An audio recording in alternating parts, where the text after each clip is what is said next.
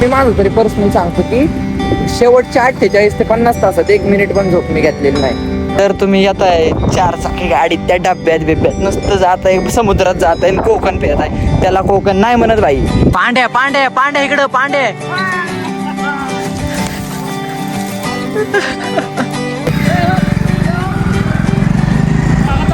अरे वाघ आहे वाघ, दादा वाघ. चकवा झाल्यासारखंच होतंय बरं का.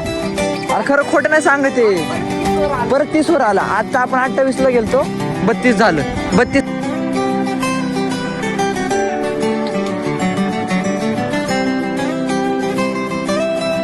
नमस्कार मंडळी, स्वागत आहे तुमचं माझ्या एका आईच्या गावात. काय बोलायचं ते मी विसरलो रे. तर रामकृष्ण हरी मंडळी, स्वागत आहे तुमच्या सगळ्यांचं आजच्या एका नवीन ब्लॉगमध्ये. बाकी आय डोंट नो तुम्ही ओळखलं असेल किंवा ओळखलं नसेल, कारण की बऱ्याच दिवसातनं परत एकदा तुमच्या भावाने ब्लॉगिंगला सुरुवात केलेली आहे. ॲक्च्युली विषय काय झाला, मला बरेच DMs आले, बरेच मेसेजेस आले. मी ज्यांना ओळखत नाही त्यांचे पण मला मेसेजेस आले की भाऊ काय विषय, तू ब्लॉग का करत नाही. ब्लॉग आपल्या चॅनलवर बरेच दिवस झालं.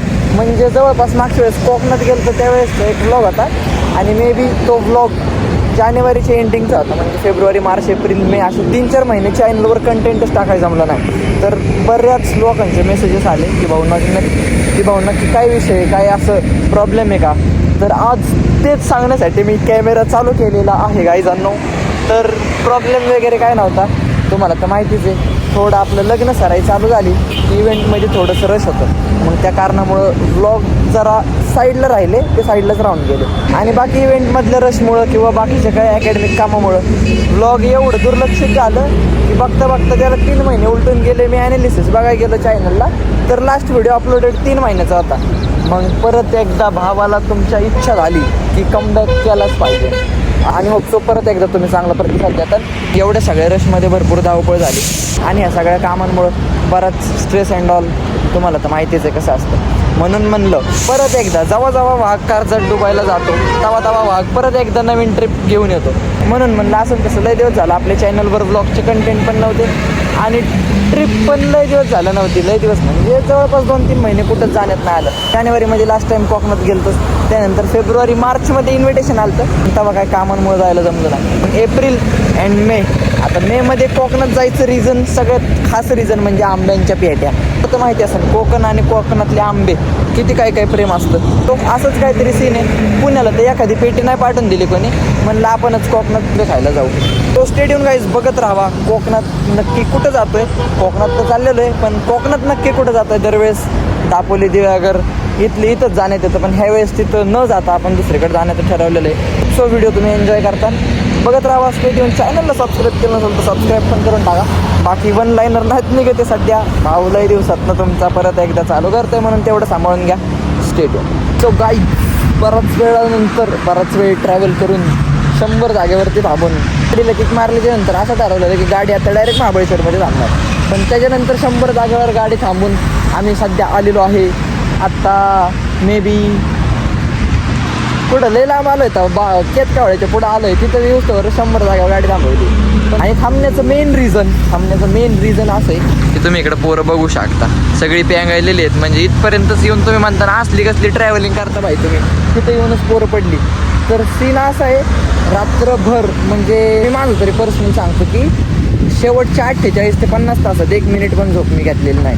म्हणजे कामामुळं झोपच घ्यायचं आवडीचा विषयच नाही, घेतच आली नाही हा विषय. आणि पोरांचं पण सीन काय तसंच आहे. म्हणून आता इथं थांबलेली. गाडी चालवणं अवघड आहे. झोप जर पूर्ण झालेली नसते तर गाडी चालवणं अवघड आहे. म्हणून म्हणलं थोडा इथं आरामच करून घेऊ, चांगलं झाड वगैरे. सो बघूया तिथं थांबतो. देन पुढचं कसं काय नियोजन होतं आहे. महाबळेश्वरवरून तर नाही जाणं होणार, बट जो सातारा मार्गे आपला मार्ग आहे, आपल्याला कुठल्या स्पॉटवर जायचं आहे, आपल्यासोबत कोण जण आहेत ते सगळं तुम्हाला पुढे शेअर करतो. स्टे ट्यून, सबस्क्राईब पण करून टाका. सो द गाईजांनो, आफ्टर मेनी टाईम बराच वेळ ट्रॅव्हल केल्याच्या नंतर आत्ता आलेलो आहे. कुठलं तरी घाट आहे, घाटात थांबलेलं आहे. पोरांना दिसलं जांभळाचं झाड, पोरं आणि जांभळं आणि रानमेवा, तुम्हाला तर सगळं माहितीच आहे. हे बुटके दे ना खाली. पुढे गेलोय किती बघितलं का भाऊ.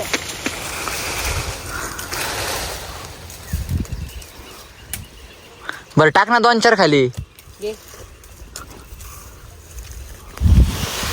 अर्जुन इकडे नको येऊ रे माझ्या गेले काय यार लय गोड आहेत.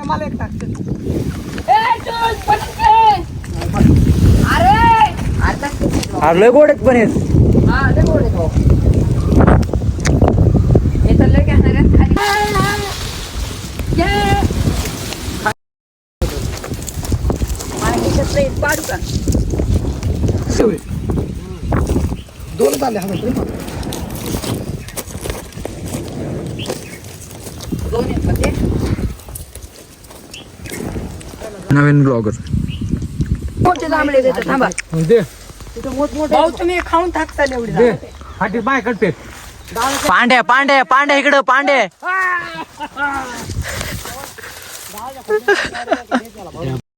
तुला पण नाही मला पण नाही. बरं, बरं. नाही जाणार आता मी खाऊ का नको टाक. ह्याला काय आहे का? पांढरे हल्ले गोड जांभूळ इकडे ते खाली.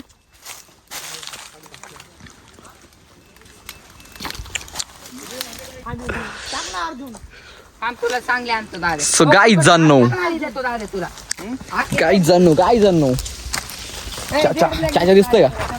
सो म्हणून सांगतो तुम्हाला, तुम्ही पण आयुष्य जागा, घरात बसू नका, कोकणात बिकणात या, फिरायला बिरायला जावा जरा. आयुष्यात दररोजच कामधंदे असतात, कधीतरी स्वतःसाठी वेळ काढा. आणि सगळ्यात मेन गोष्ट म्हणजे प्लॅनच आमचं नव्हतं ठरलेलं. रात्री 8-9 वाजेपर्यंत एक ब्राईड वेलकमचं काम होतं. 9 वाजता ब्राईड वेलकमचं काम केल्याच्या नंतर कोरोना वाटलं की जावं, रात्री 3ला निघलो. सो तर फायनली मंडळी साताऱ्याच्या वन विभागात आलेलं आहे आणि म्हणलं इथलं नेचर एवढं भारी आहे की म्हणलं थोडीफार मोठं ब्लॉगिंग पण होत जाऊ द्या. तसं तर आपल्याला लिटरली ते काय जमत नाही, पण म्हणलं करूया ट्राय. रस्त्याला 50-50 फुटावर जांभळाचे झाडं, आंब्याचे झाडं आहे आणि एवढं भारी त्याला रानमेवा लागलेला आहे ना की त्याला बघितलं की थांबण्याची इच्छा होती. मग अर्धा तास झालं तेच चालू आहे. 15 फूट येतोय थांबतोय, अर्धा किलोमीटर येतोय थांबतोय. तुम्ही वन विभाग बघू शकता साताऱ्याचा. असं म्हणतात की इथं बिबट्या वगैरे तसले प्राणी पण आढळतात, पण एवढी काही इन्फॉर्मेशन नाही आपल्याला. म्हणून तरी जर तुम्ही कधी ट्रॅव्हल करत असलात तर जास्तीत जास्त प्रयत्न करा सेफली जायचा. तर तुम्ही आजूबाजूचं पण बघू शकता, झाडं वगैरे घनदाट झाडांनी भरलेलं जंगल आहे. वन शॉट नाही निघत आहे, वन शॉट निघतच नाही. बरोबर 4 महिने झालं ब्लॉग नाही, वन लाईनर निघतच नाही राहिलं. चालायचं जाऊ दे, काही विषय नाही. हळूहळू भाई तुम्हाला एवढं जर सगळ्या निसर्ग बघायला भेटत असेल, आता हे उन्हाळा आहे म्हणून इथं काय वाटत नाही, पण पावसाळ्यात जर तुम्ही बघितलं ना तुम्हाला स्वर्गासारखं वाटत. आणि एवढं सुंदर निसर्ग बघण्यासाठी तुम्हाला जर ऑफिसच्या 4 सुट्ट्या टाकायला लागत असते किंवा तुम्हाला शाळा कॉलेजला 4 सुट्ट्या मारायला लागत असते, तुमच्या खिशातले 2000 रुपये जात असते, तर तुम्ही कधी पण चूज करा की हा आनंद घ्या. कारण की आयुष्यात परत हा आनंद कुठंच भेटत नाही. एकदा वय निघून गेलं ना बाई, परत कोणच काय करू शकत नाही. असं परत पश्चाताप होतो की आपण आयुष्य जगून नाही घेतलं, हे करायला पाहिजे नव्हतं, ते करायला पाहिजे नव्हतं. म्हणून जोपर्यंत वय आहे तोपर्यंत आनंद घेत राहावा. खरंच जर तुमची मनापासून इच्छा असली ना की जायचं, माणूस कारण देत नाही. माणसाकडं किती पण काय पण वेळ नसतो द्या, पण त्याला जर फिरण्याची जर आवड असली ना तर तो काही करून त्या गोष्टीला सत्कर्मी लावतो. पण आवडच तर फायनली मंडळी बराच वेळ परत एकदा ट्रॅव्हल करून झाल्याच्या नंतर आम्हाला अजून एक हिडन जेम स्पॉट सापडलेला आहे. बाय द वे मी तुम्हाला दाखवतो बॅक कॅमेऱ्याने. जेव्हा तुम्ही गाडीवर 2 व्हीलरवरती प्रवास करता तुमच्या मित्रांसोबत, तेव्हा तुम्हाला असले दृश्य बघायला भेटतात आणि एकदम ऑसम नदी आहे भाई. तुम्हाला आता इथली मज्जा मस्ती दाखवतो आमची. जर तुम्ही येत आहे 4 चाकी गाडीत, त्या डब्यात नुसतं जात आहे, समुद्रात जात आहे, कोकण फिरत आहे, त्याला कोकण नाही म्हणत भाई.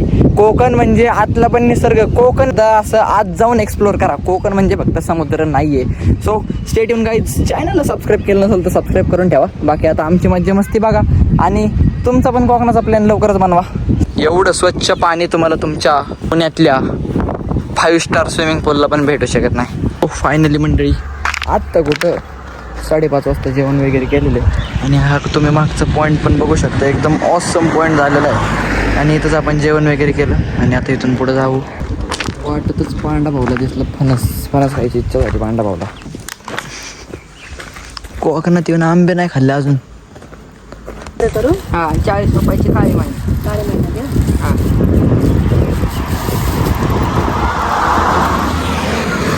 ह्याला घरे म्हणतात का?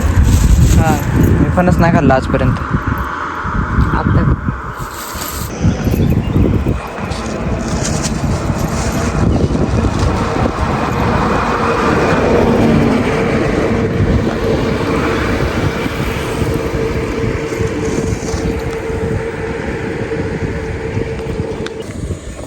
सो फायनली गाईचांनो वातावरण बघू शकता. जिथं महाराष्ट्रात बातम्या चालल्यात 50-50 डिग्रीवर तापमान गेले, तेवढ्या बी तापमानात तिथं एवढं हिरवगार निसर्ग आहे बघा. एकदम भारी. बघा तुम्ही एकदा बघता, इकडनं सनसेट होतोय आणि इकडनं असं काही वेळ आहे. आम्हाला सनसेटला आत्ता गणपतीपुळेला पोचायचं होतं, पण आम्ही अजून अर्ध्या वाटेवर पण नाही. पोरांचं नियोजन बघा. तर अजून किती वेळ लागेल रे जायला? हो, किती वेळ लागेल जायला? 2 तास. सन नाईट होती रे मग गणपतीपुळेला. सनराईज सनरायझच होईल दुसऱ्या दिवसाचा. तुझं भारी यार.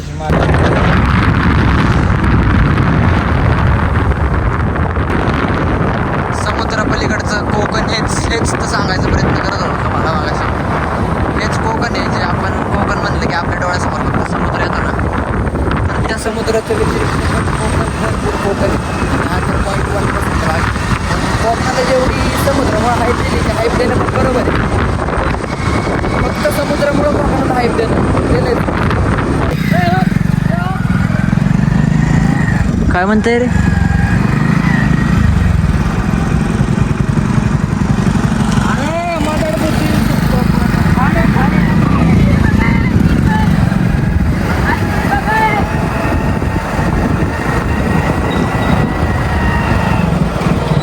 यार काय आहे ते?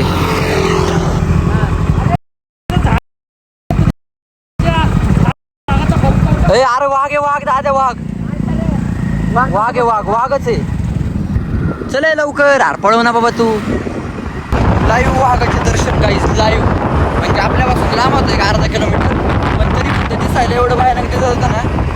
पण तिथं खरंच मे बी काहीतरी गुहा वगैरे असेल म्हणून तिथं आपल्याला स्पॉट झालेला आहे. आता ब्लॉगमध्ये ते तुम्हाला एवढं क्लिअर दिसतंय का? मे बी नसेल दिसत. 2000 years later. So guys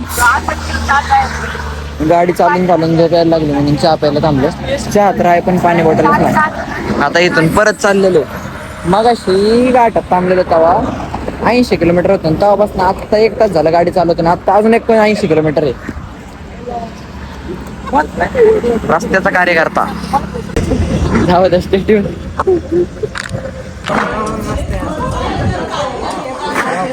80 kilometre पासून आपण 4 तास झालं ते वरतोय. दादे चकवा झाल्यासारखंच होतंय बरं का. अरे खरं खोटं नाही सांगते. परत 30 वर आला. आता आपण 28 ला गेलतो, 32 झालं. 32 वरनं परत 30 वर आलंय. आता परत 32 होतंय. 40 किलोमीटर पासून आपण खेळतोय. किती? अर्धा पाऊण तास झालं. 30च्या खालीच जाई ना किलोमीटर. विमू नका इथं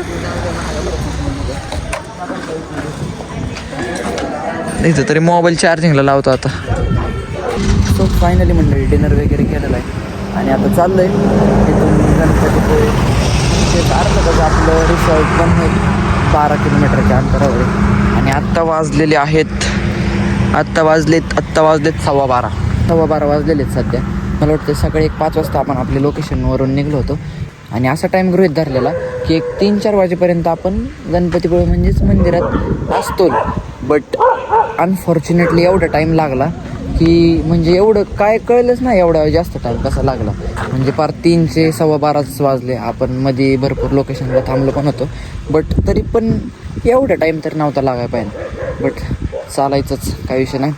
आणि तुम्हाला माझ्याकडे बघून वाटत पण असेल की माझे डोळे वगैरे बघून की आता माझ्यात कुठलंच अवसानच नाही कुठली गोष्ट करण्याचं. जवळपास आता 70 ते 75 तास होतील की थोडी पण झोप नाही.